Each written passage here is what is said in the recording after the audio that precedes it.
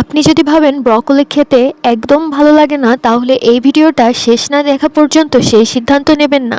আর ভিডিওটির শেষে আমি বলবো ব্রকলি রান্নার এমন একটি ছোট ভুল যেটা আমরা প্রায়শই করে থাকি, এবং এই ভুলের কারণে পুরো স্বাদটাই নষ্ট হয়ে যায়।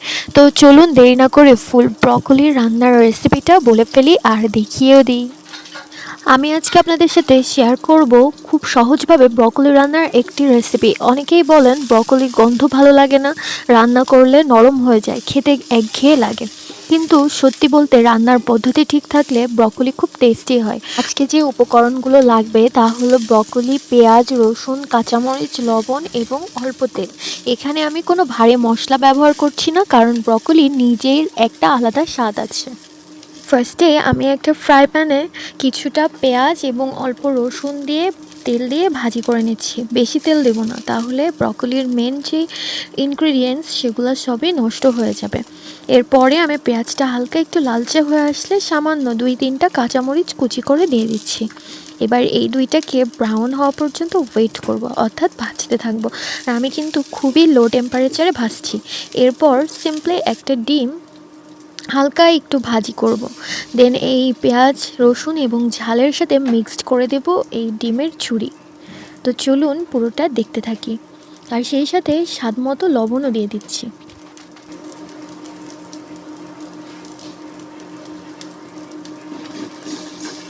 তো এইবার আমি এগুলাকে একসাথে মিক্সড করে ঝুরঝুরি মতো করে ভাজতে আছি। তো তোমরা দেখতে থাকো কিভাবে কি করতে হবে। প্রসেসটা খুবই সহজ আর খেতেও কিন্তু দারুণ। যারা এই পর্যন্ত ব্রকলি ট্রাই করনি তারা অবশ্যই ট্রাই করতে বাধ্য হবে। আমি কিন্তু বেশি হিট দিচ্ছি না, আর দেখতেই পাচ্ছ ডিম হালকা কাঁচা কাঁচা থাকতে আমি সিদ্ধ করা ব্রকলি এখনই দিয়ে দেবো।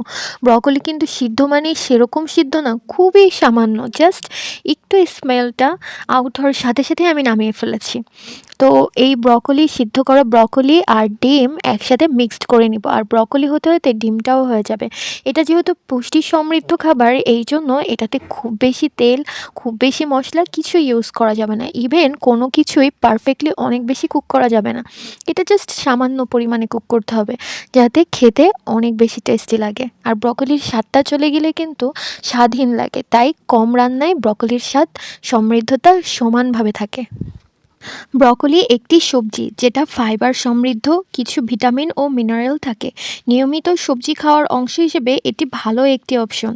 আমি কোনো চিকিৎসা দাবি করছি না, কিন্তু সবুজ সবজি আমাদের দৈনন্দিন খাবারে থাকা ভালো, এটা সাধারণভাবে স্বীকৃত। আর সবচেয়ে ভালো বিষয় হলো অল্প মশলা, কম তেল, সহজ রান্না। তো সহজেই যে রান্নাটা করা যায়, আপনারা বেশি করে সেই ধরনের রান্নাটাই ট্রাই করবেন। আর এখন খুব গুরুত্বপূর্ণ একটা বিষয় বলবো। অনেকেই ব্রকলি খুব ছোট ছোট করে কেটে ফেলেন, ফলে রান্নার সময় সেটা একদম নরম হয়ে যায়।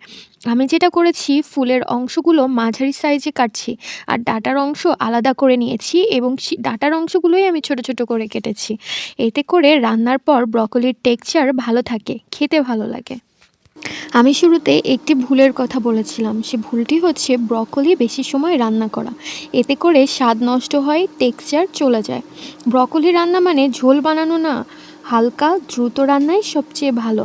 আর আরেকটা দিক হচ্ছে, ব্রকলির ভিতরে আপনি যদি তেল মশলা ইউজ করেন তাহলে এটা খাওয়ার টোটালি অনুপযোগী হয়ে যাবে। এই জন্য ব্রকলি সিম্পলি রান্না করবেন। আর আরেকটা ভুল হচ্ছে, ব্রকলি থেকে সামান্য পরিমাণে যদি স্মেল আসে অনেকেই খেতে পারে না। সো এই জন্য আমি শুরুতেই বলেছিলাম যে আমি ব্রকলিটি সামান্য ঠিক 1 থেকে 1.5 মিনিট গরম পানিতে সিদ্ধ করে নিয়েছি। জাস্ট ব্রকলির স্মেল আসার সাথে সাথে আমি ওটা নামিয়ে হালকা ধুয়ে দেন আমি এভাবে রান্না করেছি। আর যাদের স্মেলের সমস্যা নেই তারা সরাসরি রান্না করতে পারেন, এতে কোনোই অসুবিধা নাই।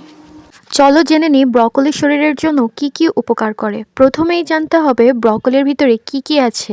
ব্রকলিতে আছে dietary fibre, vitamin C, vitamin K and antioxidant যৌগ। তো ফার্স্টেই বলি যে হজমে সহায়তা করে ব্রকলি, কারণ ব্রকলিতে আছে ডায়েটারি ফাইবার। ফাইবারটা পেট পরিষ্কার রাখতে সাহায্য করে, কোষ্ঠকাঠিন্য কমাতে সহায়তা করে, তবে গ্যাসের প্রবণতা থাকলে বেশি খেলে সমস্যা হতে পারে, এটা ব্যক্তিভেদে ভিন্ন। ভিটামিন সি এর উৎস ব্রকলি, যা শরীরের স্বাভাবিক রোগ প্রতিরোধ ক্ষমতা বজায় রাখতে সহায়তা করে, ত্বক ও ক্ষত সেরে ওঠার প্রতিক্রিয়ায় ভূমিকা রাখে।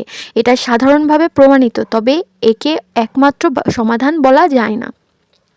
ভিটামিন কে রয়েছে, যা রক্ত জমাট বাঁধার স্বাভাবিক প্রক্রিয়ায় সাহায্য করে, হাড়ের স্বাস্থ্যের জন্য গুরুত্বপূর্ণ।